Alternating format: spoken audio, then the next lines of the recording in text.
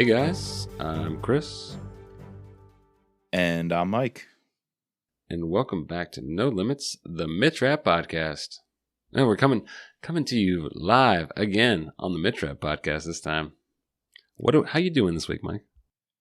I'm just ecstatic that we get a full pod in today with a special guest, Brian of the Com Majors podcast, who you've heard as a guest before. Chris, since we did that little teaser last week while I was away on vacation, and we only scratched the surface of this big news with Kyle Mills' retirement, if you will, from the Mitrap series, and Don Bentley's onboarding, writing the next rap book, we hope in 2024. I've just wanted to dig into it. I wanted to get your thoughts and hash it out, and we got to do that today. So I'm so excited to bring this episode to the people. Yeah, we couldn't just tease you with a little 10-minute breakdown. We had to go. What do we go? An hour and a half with Brian? Yeah, we have a lot. We have a lot. So wanted to have Brian on. We've had him on a couple of times. We've been on his podcast. We forgot to tell him to plug it, so I'll plug it here for him. Go subscribe, follow the Com Majors. Any insight on movies? They're fun podcasts to listen to. Just if you want something random, and you watch one of their movies, or sometimes I even listen to them when I haven't watched the movie. And they tell me what the movie's about. So, and you'll hear Brian's take on the Mitrap books, and he brings that same level of thoughtfulness and analysis to all the movies they cover. And his co-hosts are great, Jim and Katie. So check it out, Com Majors podcast. Love having Brian on. Yep.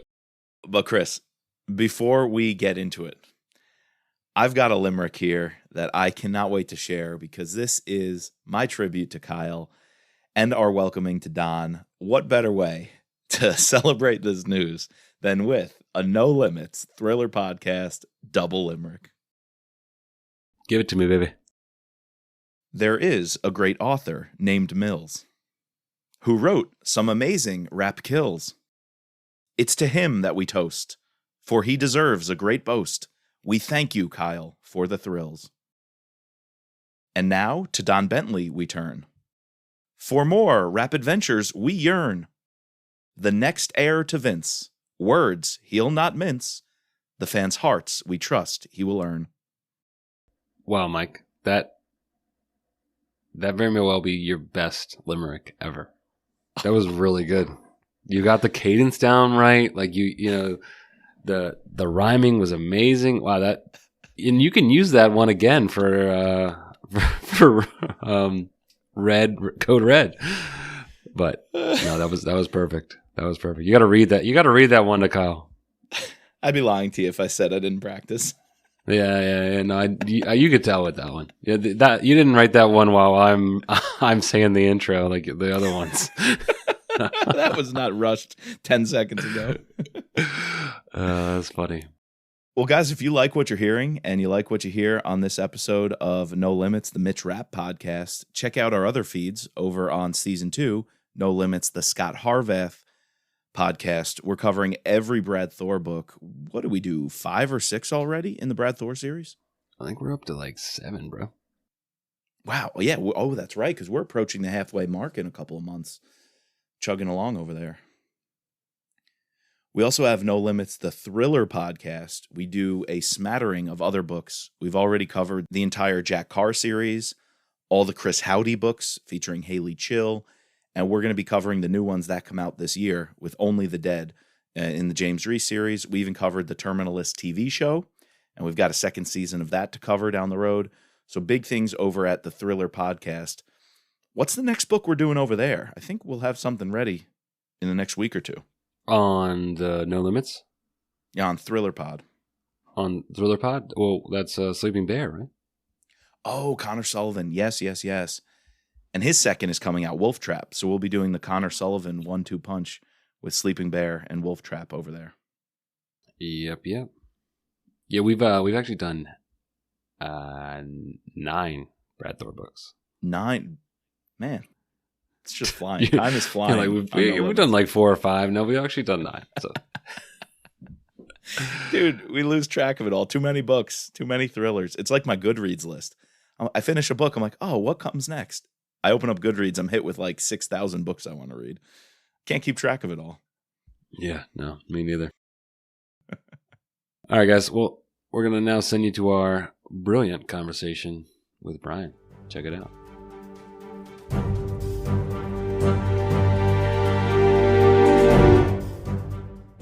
All right, welcome back. What time is this on the pod? It's like 4, 5. I mean, we guess we've had a 4 or 5 different interactions with your pod and our pod. But welcome back to the pod. No limits. Return guest Brian Costello. Well, thank you guys.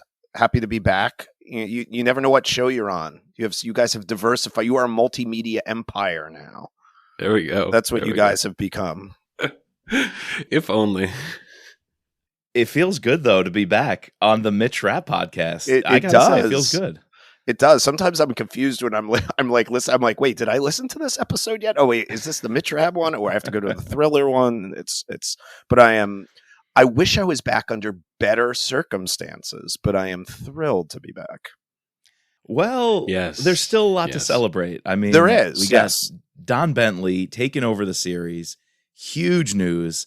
Kyle Mills going on to pursue some more creative endeavors. We know he's been itching to do that and get back to his Fade character, who he wrote years ago. And Code Red. We got Code Red since we last talked to you. So we got things to celebrate. I guess some things to mourn. Well, I mean, you were tasting grapes, testing them in the vineyard, right? For your select series wine that you guys are going into now. Just not podcasts. Your own vintage wine, and you interrupted that trip. That's the sacrifice of being a podcaster. If it took me away from Napa Valley wines and my wife during my spring break, that must have been a big announcement, and it was. I had to cover it. I had to jump in. Mike is walking around in the vineyard with a book that says "Kill Shot" on it. Everybody else is reading like Nietzsche. We got the news, and I texted Mike. And he's like, what happened? And I'm like, read your text, read your, go on, open your email. And then immediately I thought like, all right, we gotta have some people on. I want to get some more perspective on this, not just me and Mike. And obviously like to help us flesh it out. And the first thing that popped in my head was, boom, Brian, let's have Brian on. He's not only been a part of the Ambassador series, you got to interview Kyle during the first virtual book tour, correct? Yes. And, we've connected over these books multiple different times. So I thought it would be a good opportunity, one, to have you back on the pod, and two, help us, I don't know, like deal with this news, like think about this news a little bit better. I'm a little, I don't know how to feel about it. I guess my first question I really want answered is, does this mean that we're not going to miss a year? Like we're getting Code Red this summer, and then Don's just going to have a book next year, because he has 3 book series. Yeah. Yes, he does. So I would assume that's what's going on here.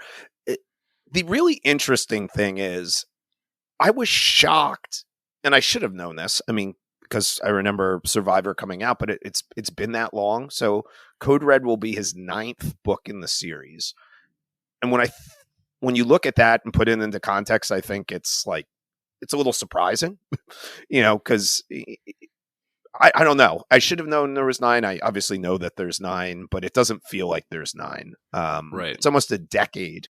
Does it feel like he just took over to you? It kind of feels like it to me, but it also feels like he's been doing it for a long time. It's like this weird in between.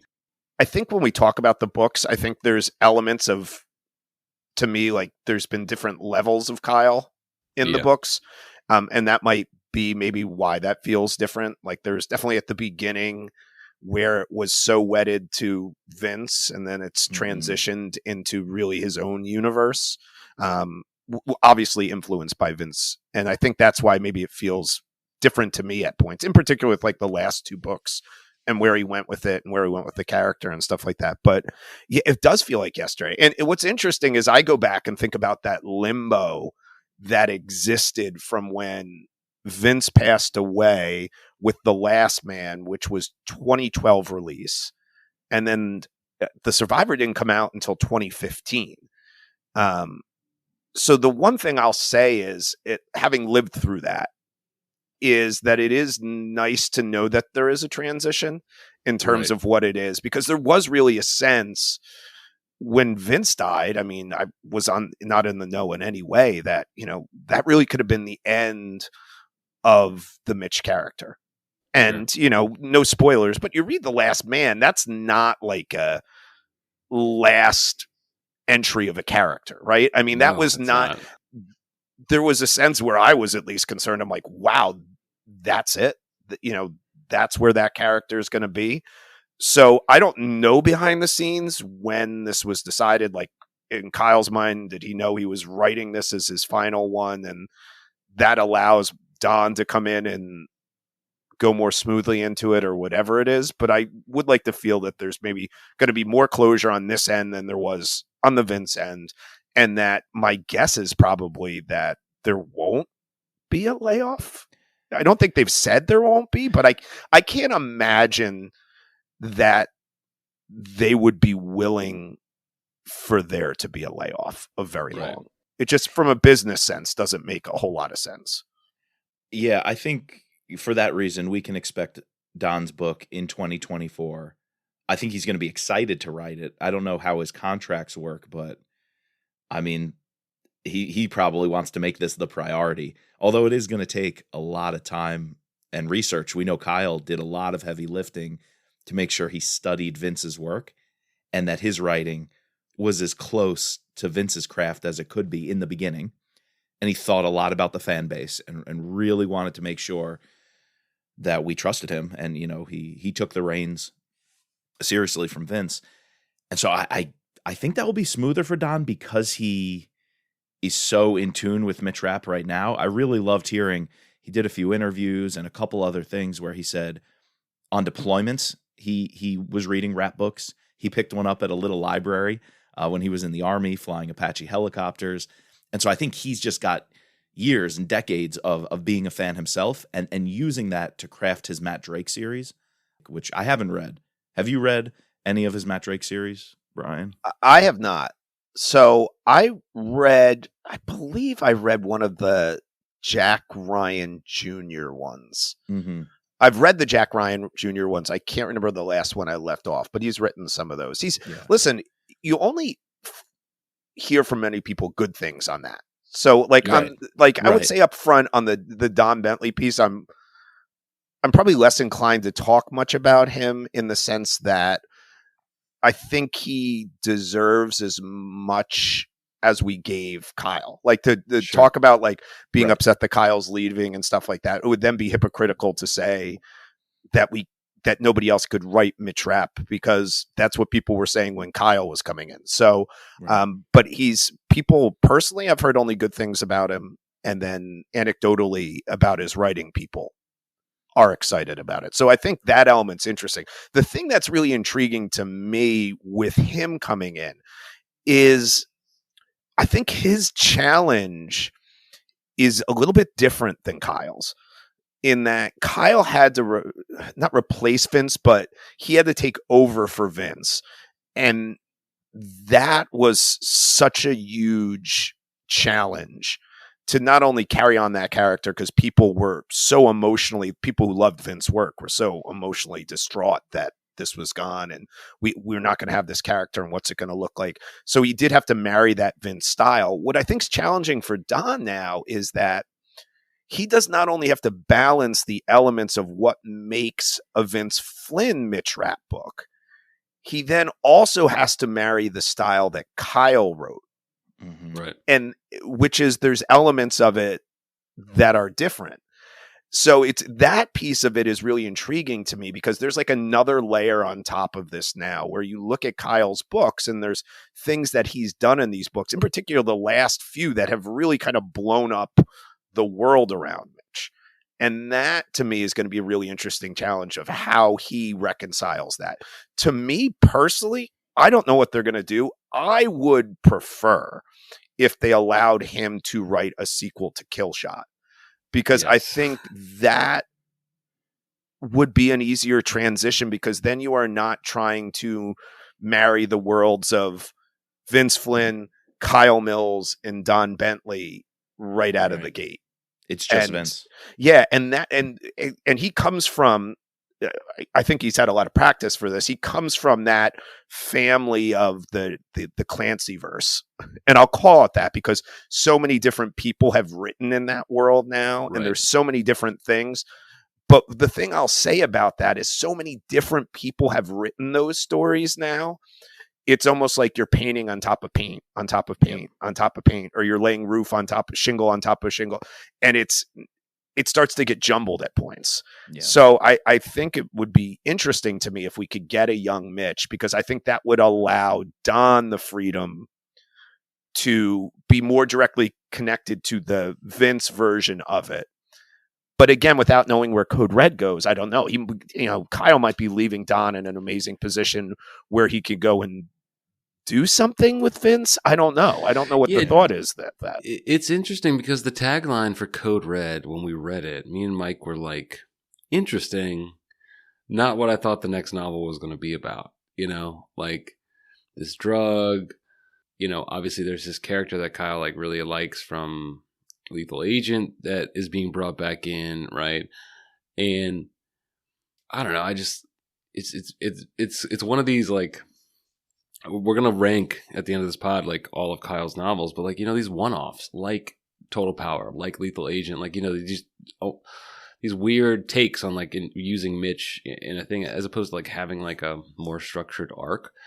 I do agree on your point. This idea that there's so much time between kill shot and transfer that like Don could operate in, and like you could almost do whatever the hell you want because no one. You obviously have to finish up the Aziz story, but once you get past that, you're the world's your oyster. Greta, don't forget Greta. Yeah, and Greta, like those are the only two things you have to like accomplish. Yeah. Really, well, it's interesting because this was, years ago, and I think it was Ryan Stack, years and years and years. We're probably talking maybe a year or two into Kyle writing when I think it started to be obvious, like, no, Kyle can really do this. And I remember like an aside saying to him, I'm like, I'm really okay with what Kyle is doing, and I'm really interested in it. The issue for me is ultimately going to be the day if Kyle decides he no longer wants to do it. And do I then, because then it starts to turn into like almost a James Bond situation, right? Where now, once you start having, now you're having multiple different people's You're the movie guy. You got to bring in the movie comp. Yeah, or takes on it. But again, I'll go back to the Jack Ryan novels. With each person removed from Tom Clancy, that connection to the Tom Clancy, Jack Ryan, it's just not there for me. And that's again why, like, Don, who from everybody's account loves Mitch, I would just like to see him be able to take an original take on what his thought of Vince's character was. Because I think Kyle's been able to do that in a 9-book series where he paid homage and the core of the character is the same, but he's also been allowed to explore and take Mitch in areas that are very different than what Kyle did. Yeah. And, the question ultimately is like, I guess it comes down to Don because he has to be able to tell that original story. Like, I would hope they would let him pick the element of the timeline he would like to write in. But I don't know. Again, I don't know what their thought process is. They've been so guarded to doing that sequel to Kill Shot and all that stuff. And I don't know what the hang up on that was. I don't know if originally it was the movie and they thought they were going younger with him in the movie and then they didn't want to do that. I don't know what the holdup on that is. I think most fans, it can't be anticipating a negative fan response because I think most fans clamor for it. Sure. So I don't know what the hang up is. And I wonder if anybody's pitched ideas, whether it was Kyle or others that actually made it in front of, Emily Bessler or whoever, is making the final decisions and why they haven't been greenlit. I'm really curious. And so maybe Don has to pitch something and there's a chance. I guess to me, maybe the hang up is, if you write that, do you have to be so good in mimicking Vince's writing, or it doesn't make sense? Right. Maybe Mike even said like let him do a couple and then maybe back try to tackle that. Yeah, I don't know. I'm really interested. And again, we're kind of almost throwing, darts in the dark because we don't really know what Code Red is. Maybe it sets up a scenario that becomes maybe Mitch dies. Well, I would almost guarantee that's not going to happen. But maybe he cleans. I mean, there's a lot of stuff coming out of Oath of Loyalty that is up in the air. Now, if some of that is reconciled in a way that allows Don to springboard off in the type of stories he wants to tell, then maybe that is perfect. Maybe that's ideal. So that was signaled to me when Kyle had a very stark transition from the cooks of Enemy at the Gates to the cooks of Oath of Loyalty. They're two different characters. They're completely separate people. I guess it's the Wheel of Fortune, right? One is on the upswing, and all they can see is 16 years of power in the White House. And then I guess that Wheel of Fortune turns because Kyle decided in Oath of Loyalty they're on the way out. So maybe that's just how power dynamics go in Washington, which is probably true, that those on the up and up are not going to stay there for long. Some other top dog takes them down. But when we got rid of the cooks so quickly, or theoretically, we don't know in Code Red, but it seems with Anthony Cook resigning. We asked Kyle, and he's flat out said they're not coming back. They're done. Yeah, he did. That's right. He did say they were done. So to me, that signals something was in the works. He didn't want to leave to the next person his own world that he built. And so I feel like there's two key ways Code Red will set up Don to be successful. I think it will allow him to shape a president. I think we're going to get some interim, maybe not even a president mentioned, who knows here. Sure. But if anything, it's just going to be some interim short term that the country is clear, a new president, a big election's coming. And so that's one thing Don can do. And the second thing is Irene has kind of taken a little bit of a backseat. I think Oath of Loyalty, she had some really good conversations with Mitch, and she's philosophically wondering what her life will look like, what the next steps of her career are. And so I think that's a blank canvas that Kyle's not going to try to shut the door on yet. He's going to leave open. And Don said in one of his first interviews, I want to explore Irene. So to me, I think those are two really good signals. The possibility of Don creating his own president and White House, but also shaping what Irene's next career moves are. I'm just hung up because I was doing a little bit of sleuthing, and like him and Don were in a lot of pictures together at BoucherCon and like blowing up the Instagram. And I know like a lot of like, I'm definitely reading into this, but it almost feels like that was a good opportunity to meet up and discuss the transition, like totally like fan casting this. But maybe I'm crazy, but would you guys agree that it would have been easier to do the transition off of Oath of Loyalty? Like you could have had a moment, like I'm thinking of like Spy Master, Brad Thor, and when at the end of Spy Master, Scott loses everybody, and this whole book Oath was about Claudia's past coming back to haunt her, and like at the end, Mitch loses everybody, and then like you give it to Don, and he's able to do whatever the hell he could do the vengeful thing, he could just move on, whatever. I don't know, like it almost feels easy. To me, it felt like this book would have been an easier transition to a new author than like having this whole other book. I mean, I guess again, caveat, we have to read the next book, so maybe we are jumping way too early to conclusions. But though on that, I want to get your points, Brian and Chris. I've been talking to a few fans who just through Facebook Messenger, Twitter DMs, we've been talking about where we want to see Mitch go, and I keep bringing back his age and his family. Now I know there's many. There's many loops authors can but jump that's a through, Kyle many thing, hoops. I feel like. But Kyle's stamp on the series was Mitch's maturity as a man and now as a father to Anna. I mean, his last two books cemented he's essentially an adopted father. And Claudia and Anna, I feel like, have been so embedded in his life, and I absolutely love it. Like I am here for it. Back from the first conversations Mitch had with Anna, he wanted to be a family man. How he reacts when Anna tells him about the pregnancy. I mean, that was so important to Vince's Mitch. I'm glad it was still important to Kyle's Mitch. And now the question is, some fans have been texting me like, oh, great, maybe we'll kill off Claudia so Kyle can just go solo and be a badass killer again.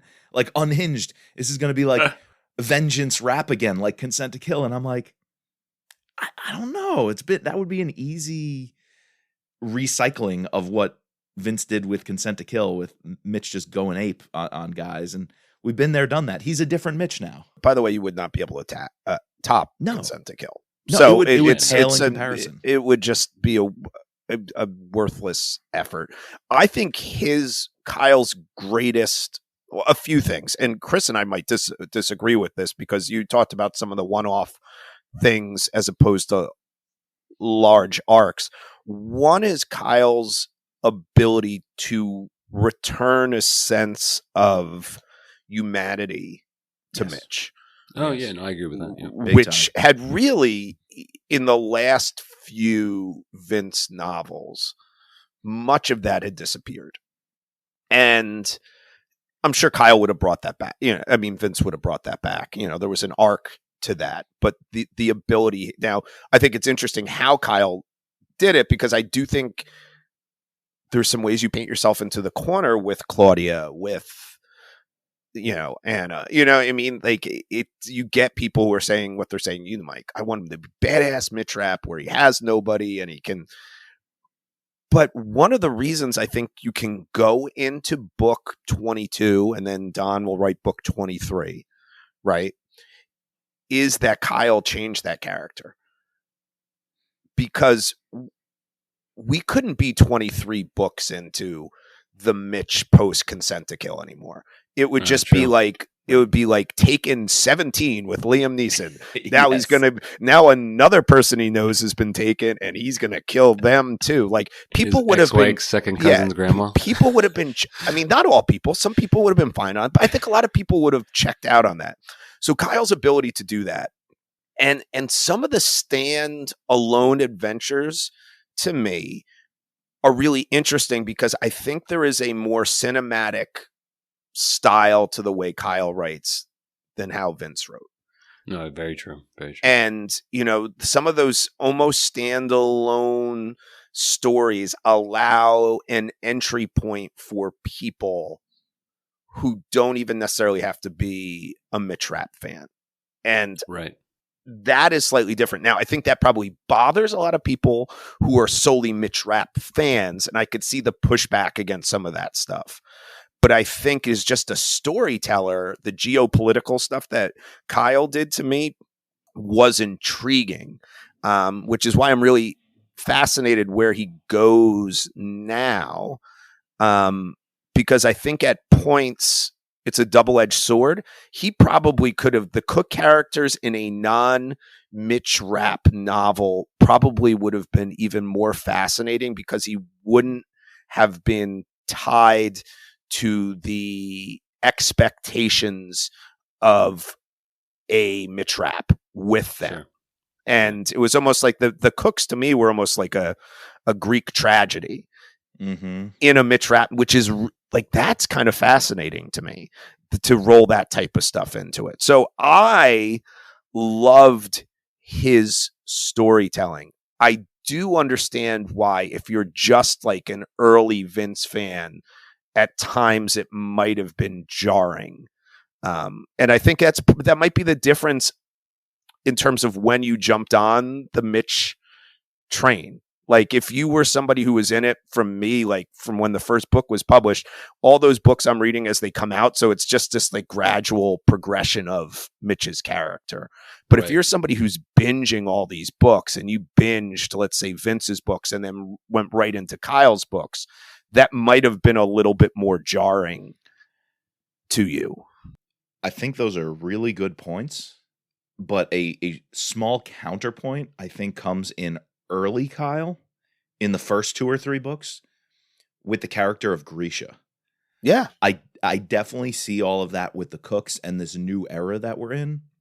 And I almost pine for that early Kyle style where Grisha, he's such a Vince villain. Yeah. Like, I think Grisha might be, in addition to adding humanity to Mitch and his repertoire, I think Grisha might be one of Kyle's best legacy creations in the series.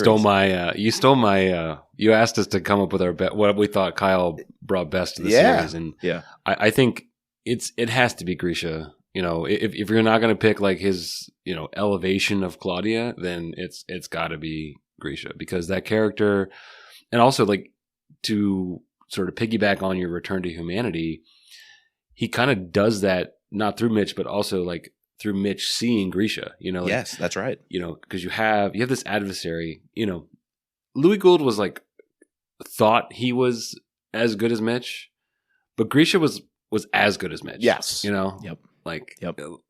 I'm sure there's people out there that don't want to admit that, but Grisha was. He bested Scott. You know, and then so you see this. You know, you see the master. You know, you see them interact, and Mitch get bested, and then you go through the arc of them having to work together. Yep. For Mitch's sake, and then you have the culmination to have to work together for Grisha's sake, and then like just that 3-book arc, you know, even though like Code Red is probably the weak, or not Code Red, Red War is the weakest of the 3. I thought that probably was Kyle's best arc, you know, in storytelling. I don't think that's Kyle's best book in those 3, but I think like the overall arching story and like what he added to the series, I think it's that Russian series. I agree completely. It's so quintessential Kyle, and what he changed about Vince and what he brought to the series was he did it in those 3 books: Order to Kill, I guess Survivor, Order to Kill, Enemy, and Red War. I'll agree, not my favorite of his books necessarily, but the best maybe long-term story that he told. And I thought you were going to bring up Grisha is a great parallel to Mitch, because he's the Russian kind of robot super soldier when they talk about how he was trained to be this super athlete, super killer. And you can kind of align that with American Assassin. And so while we're set up to think he's evil, we don't like him, he's a villain, right? Mitch has to kill him. Mitch actually realizes Grisha is himself in the Russian context. And because of that, they have to see the humanity in each other, and they help each other. So that was a brilliant move by Kyle, where most people would be like, why would Mitch let one of his adversaries into his inner circle? But when Kyle did it, it made sense because they're the same person. Right. And then it happened again with Grisha and his girlfriend out in, is it Costa Rica, whatever tropical place they're at. Mitch definitely gets that he's got a life of his own as well, the same way he now has Anna and Claudia to take care of. I love the parallel between Mitch and Grisha. So I'm going to say Claudia and Anna, Grisha Azarov, and just the humanity that Kyle brought to Mitch are the 3 keystones, the legacy that he left on the series. Is there anything else we're missing? Those are the 3 big ones. I think there's big. I just think thematically he brought really interesting ideas. And I also think he was willing to make potentially really difficult decisions. Like the world he sets up at the end of Total Power, let's say, or at the end of Enemy at the Gates. That's not like, that is globally changing a universe you're writing in, right? That's just not like Mitch saved the world from a terrorist attack and we can, you know, turn the page and the next book can be Mitch saving the world from another terrorist attack. You know, what he did with Mike Nash in Enemy of the Gates. You went there. But that to me is like, that's really fascinating. And he was not afraid to take really big swings. Definitely not. Like that to me, those are the books that of his I put more towards the forefront for that exact reason, that he was not willing to just sit with the IP and mimic it. He was willing to bring a voice to this character, because again, otherwise what's the point of him writing it?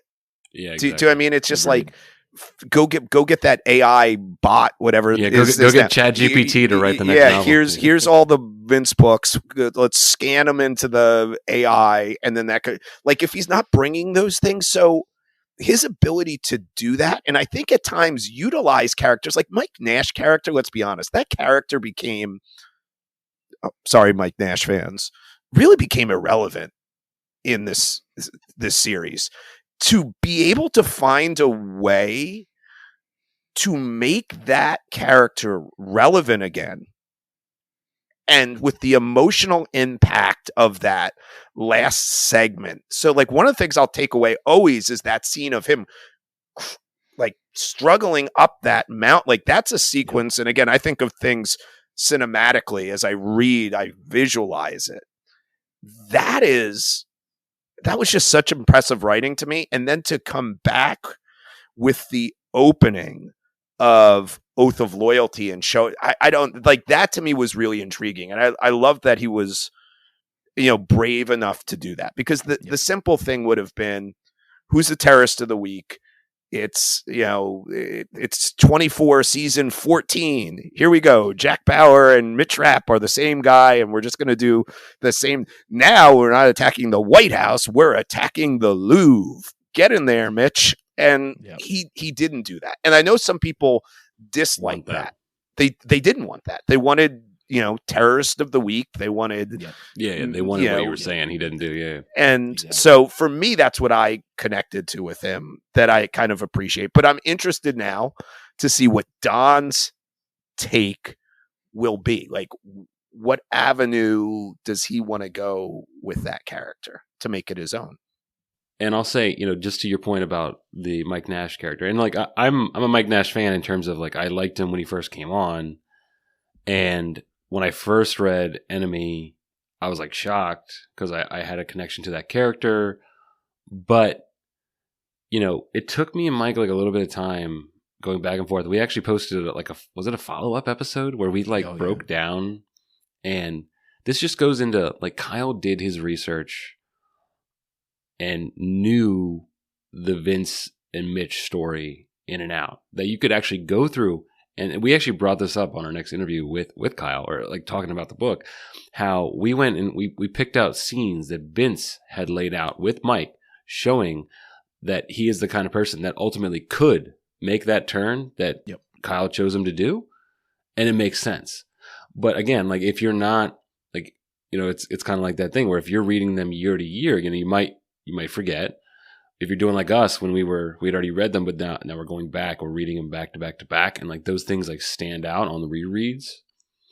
And I think, like, now we told people in that pod, if you had a problem with Enemy, go back, read these books with Mike in them, and you will understand his choice. And that just shows how Kyle understood the character and was able to elevate him, like you said, from a nonsense character, after once Vince had passed, to now, giving him more importance, making him interesting, and doing something bold and brave. Like, at that end scene is brave. So that's extraordinarily bold. My jaw dropped when I first read Enemy at the Gates and the ending, because how many people were thinking Mike Nash is going to be president, or Mike Nash is going to take over for Irene. And it was just so smart to find these kernels of, actually, Irene scolds Mike Nash. In the past, Irene has sidelined him, and he wouldn't get his hands dirty. And they had to call in Scott Coleman to do the things that Mike wouldn't do. But then again, Irene did ask Mitch, would you be okay taking orders from Mike Nash? So she was conflicted about his future. So when something conflicts Irene, she's going back and forth on who Mike Nash is. Can he be trusted? You better betcha we should be nervous about Mike Nash. So, like, if Irene is that way, for Kyle to then replicate that sense and that feeling, that uncertainty and unease in the audience, I think is just next level. I think it's like layers upon layers of psychological meaning there. And I don't know if a lesser author could pull that off. I think you make Mike Nash president. You all of a sudden now have a new cheerleader to let Mitch do whatever Mitch wants to do, up above him in politics. And it was an easy way out. And like we've been saying, and like Brian, you said, Kyle never once took the easy way out. No, he never took the easy way out. And the other thing is, I try to rack my brain.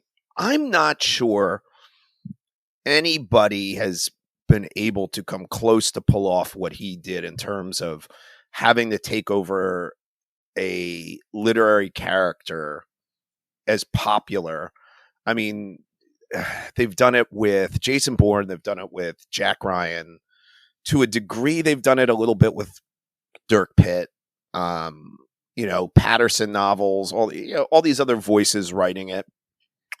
I don't think any of them were anywhere near as good as Kyle. And that's no offense. Again, there's some great people like Graney wrote some of the stuff with Clancy and all that type of stuff. But Kyle's ability to kind of balance the idea of the characters is everything, right? Like people want to read a Mitch Rapp novel because it's Mitch Rapp.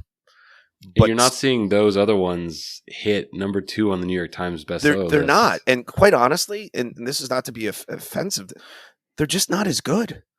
Like some of these other IPs that are being, constantly written and pushed out, they're no longer as relevant. You see it and it's out and you're just like, yeah, maybe I'll get that from the library now. And that was never the case with Kyle. Look at The Survivor. You nailed it. Like I can't believe how good a book that was for the first one. I mean, it didn't take time to ease into it. He did the heavy lifting. He killed Stan Hurley. Like just move. By the way, that's another great character. That's an all-time. I think that's when I completely bought in 100% to him, was that sequence in Germany all the way back. You just read it and you're like, okay, because the apprehension, and I read the book early because I was part of that first Mitch Rapp Ambassador program.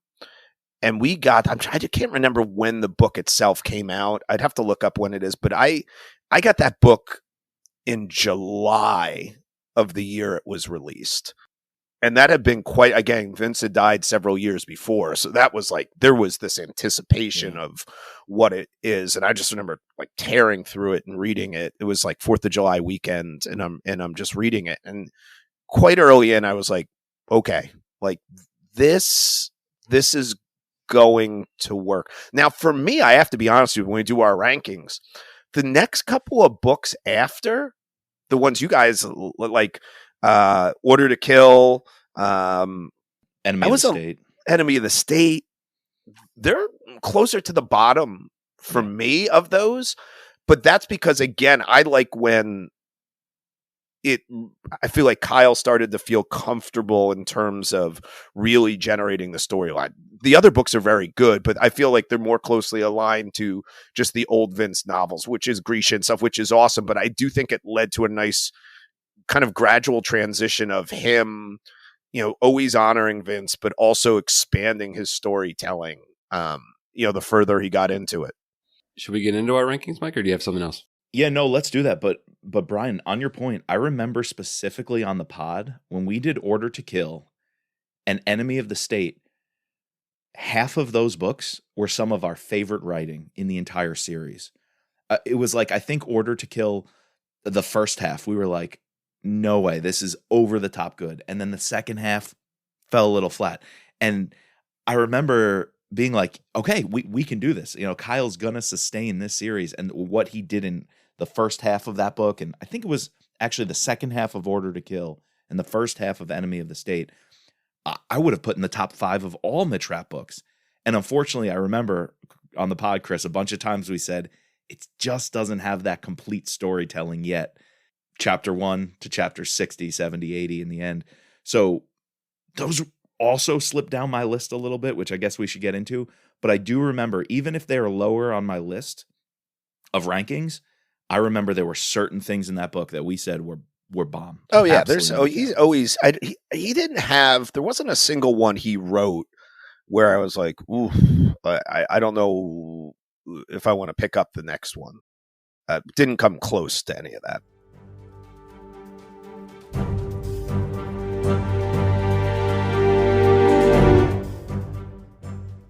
Before we sign off, can I give a few honorable mentions that didn't come up in our conversation with Brian, but that I think are definitely worthy of note for what Kyle Mills has done to the series? One of them, Fred fucking Mason, baby. Fred Mason. That's so funny. You always like, he's a good character. All right, what else? What else honorable mention do you got for me? So it's less an honorable mention, more a question, I guess I should say. Marcus Dumont. I really liked him in Enemy at the Gates. I think a little bit. Was it Total Power? Marcus Dumont going to be in Code Red? Yeah, I don't know. We kind of brought that up during our last interview, and I guess it's just a character that Kyle didn't like jive with, like that. Yeah. That Vince did. Vince needed to have Marcus in every novel. Yeah. I don't know if that's because Marcus is based off of someone that Vince knew, So Scott, we got to have Scott, right? Gotta have Scott. We also didn't mention this with Brian, but I'm really intrigued to see what, Don, not only with Gyrene, but with Scott, because I've really liked the growth. I like Scott in the original novels, but, Kyle added that glint in the eye of Scott a little bit, that little yeah, little beautiful smile, blonde hair, blue eyes. But at the same time, he looks at you and he's going to fucking kill you, And also Absolutely. the loyalty of Scott. So, yeah. Oh yeah, really, really intrigued with Scott. Through thick and thin, yeah. I guess the last honorable mention, Joe Maslick flipping off the drone when he's flipping hamburgers and they come to arrest him. Just absolutely love that moment in Oath of Loyalty. Kyle dropped some gems, like the threesome comment with Donatella, Mitch, and Claudia. Maslick flipping off the drone. Oh my God, and then he eats the burger. He shoves down two of them, right? Yeah. I guess to follow up on your comment is how much comedy is Don going to keep in the series? Because that's right. And Kyle's even said that's a big difference that what he's had from what Vince had. Vince, right, very minimal comedy. Like Mitch had a couple mild zingers, but since then Kyle has added. He's a freaking Rodney Dangerfield, Mitch Rapp. Dude, so yeah. not that much, but still, there's definitely humor within these last novels. It'll be interesting to see what continues, what doesn't. The only thing I can say is we'll have to see. So we'll have to see. So last thing, I just want to plant the seed. last thing. Last final thing. And no need to respond to this. I just want to plant the seed in hopes that somebody picks up on it. I hope this seed can get sown a little bit here. And again, this might be me on an island. I might be coming out of left field. But I'm just going to throw two names at you. And maybe Don, if you ever hear this, who knows? Feel free to tell me I'm an idiot. Feel free to run with it. I'm going to drop two names. Tommy Kennedy, Rory Nash. I'm just going to leave it at that. Intriguing. There's just two names, largely forgotten, kind of in the annals of Vince history now. But they're out there somewhere, these young men. They've got to be in high school, maybe college, well, probably even college or beyond. So I just wonder what they're up to. A little universe expanding is something I wonder about here. We'll see. Yep. We have to thank our patrons. Our special operator, Sherry F., our special agents, Daryl, Kevin, George, Ben, Matt, Dawn, Peggy, Ray, Bridget, and Mark. Please subscribe, rate, and review to all three of our seasons of No Limits using Apple Podcast or Spotify. You can find us online at thrillerpod.com or using Twitter and Instagram at thrillerpodcast. And as always, just let Mitch be Mitch.